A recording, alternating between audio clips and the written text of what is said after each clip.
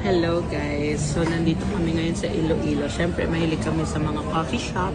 Yes. Nag-try kami dito sa coffee break. Dami. Out of all of you, Wow! all of you, What's that? walang masarap.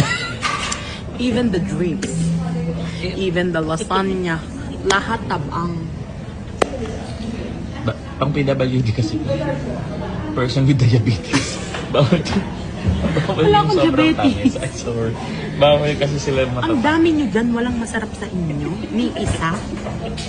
Pa. Iyak.